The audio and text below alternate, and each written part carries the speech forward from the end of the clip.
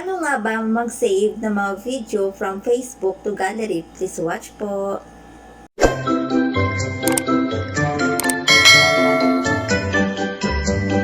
I-open po natin ang ating Facebook. Ayan na, na-open na siya. Ayan, wait lang natin. Kasi naglo-loading. As punta tayo dyan, click lang yan. Ayan. Tapos, mamimili tayo ng mga video kung saan yung pwede natin isi-save.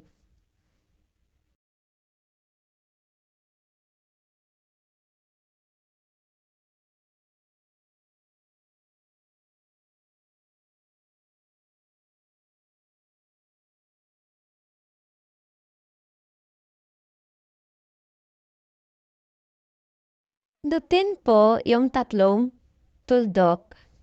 Ayan na siya. Tapos, i-copy link lang po natin. Ayan.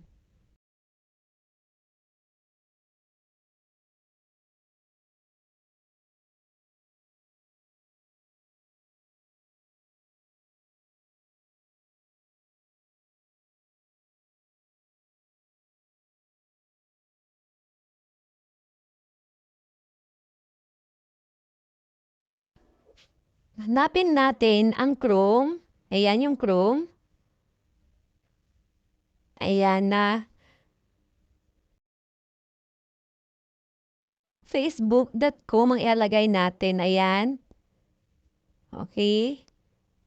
Tapos pindutin po. I-copy-paste po yung sinave natin na link kanina. O ayan. So ayan guys, makikita yung mga nakasave na video kanina yung kinapilink ko. Ayan na. Pindutin ulit natin itong in Facebook. At guys, may nakikita kayong parang lapis. Yan. Tapos yung m.facebook.com, palitan natin ng mbasic.facebook.com. Ayan. Ayan na siya. So, medyo mabagal. Ulitin po. So, ayan na po siya. And guys, pwede yung i-download link or download.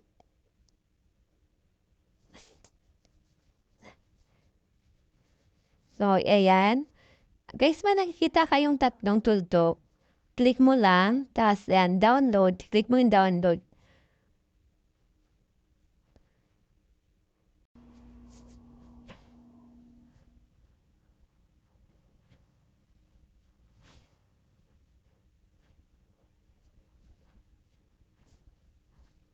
So, punta na tayo sa ating gallery. Tingnan natin kung nakasave pa.